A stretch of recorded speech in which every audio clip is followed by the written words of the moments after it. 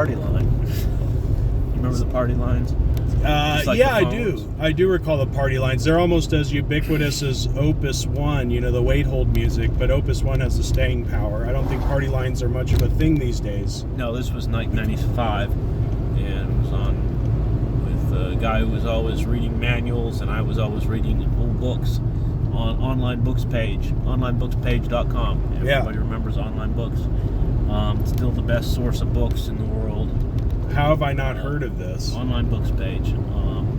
It's, they're adding books all the time. Wow.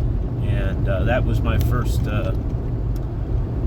stop on, and I used to read Horatio Alger. That was a very early influence of Horatio Alger.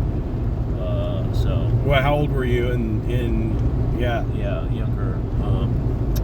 It was one of those things for a teenager or whatever that reading Horatio Alger, trying to be more like Horatio. Probably not the best pickup line, right? Yeah, it was one of those pull yourself up by your bootstraps. That was the original. That was the proto. Well, there's props to doing it the first, right? Kind of like that redneck. What was it? Redneck. What was that? Diary of a Redneck, or what was that thing? That book back in the day? Jim Goad. No, I know what you're talking about. Or no, not Jim Goad, the other guy. Anyways, but it was kind of like before all of that, like kind of like the beginnings of like the proto. What am I trying to say? Like red pill type thing. Is that right? What they would call it, red pill today? Yeah. Well, Horatio Alger was all about he was more like an early Jordan Peterson, actually. And it was about street kids who would rise from homelessness to be successful by working hard and being honest and being exemplars of all good qualities. So, to set a good example for being heroes for the boys who read the books. It was clear thou'rt room back then. Yeah, right? Yeah, and just neatness, punctuality, all these good qualities. Clear thy living quarters. So yeah, it damaged me severely. Yeah. Because to this day, most people haven't ever read Horatio Alger's books. I read them all, Ragged Dick, and there's quite a few. And I would subject a young kid who wanted to read to them again. I never heard of them. Yeah. I mean, they're good. They're like McGuffey readers to me. That's a gold standard for learning to read. That goes back to. Well, I got a young boy that I can't keep inside. He's now outdoorsman. A little 2-year-old, and so this is. You recommend that this is something that I just kind of introduce, is that accurate? Well, if he likes to read, and a young boy's formative education, McGuffey's readers,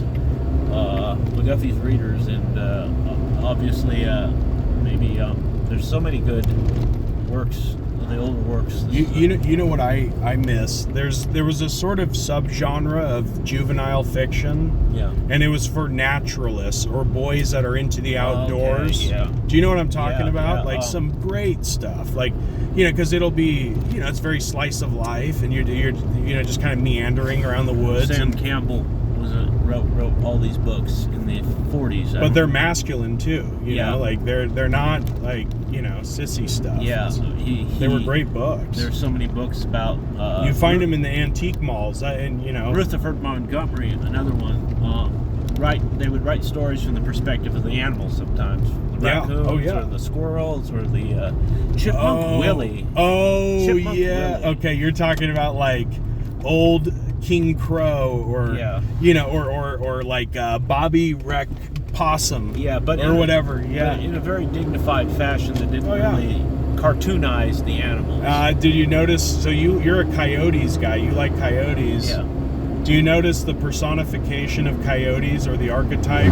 Are they tricksters in Western?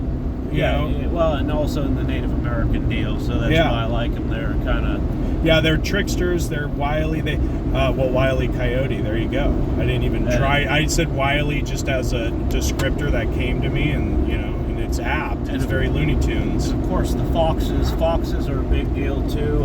So I'll talk some about I should talk about back when we were in those ledges and caves. I was hiking along those area once with a dog, and all of a sudden we walked onto a little fox who was under a ledge, and he was baring his teeth and trying to defend because they were living under the little overhang there. Yeah. Baring his teeth and trying to defend his little crevice from the dog. His pups? And, well, it was a little pup. It was a pup. Oh, I and see. He was the only one home. The pup was home, but then another fox came out and lured the dog away from the ledge, or little fox nest or whatever. It's not a nest, but a den. Yeah. And he would lure the dog away, my dog, by just letting the dog come so close that he could almost touch him, and then he would speed up a little bit, and he led the dog in a circle away from the den, and I witnessed this whole deal back there in that. So it was a very interesting moment for me. And you're walking in the traditions of these guys that made Billy Possum, and, because they're seeing these characterizations. They spend it's a lot of as time, normal as the back of your hand. Yeah, they spend a lot of time in the woods observing animals, which nobody does anymore.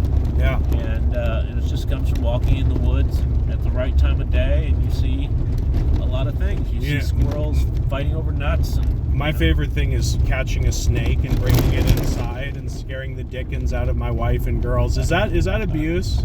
My dad was and any number of other creatures, spiders, anything. Yeah, he loved to catch snakes. He liked to catch the more poisonous the better. He would catch them with his hands.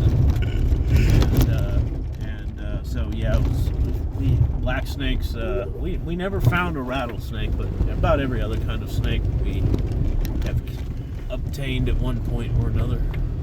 You ever eaten rattlesnake? No, but I would. Well, I'll put that on the bucket list. Thanks, folks.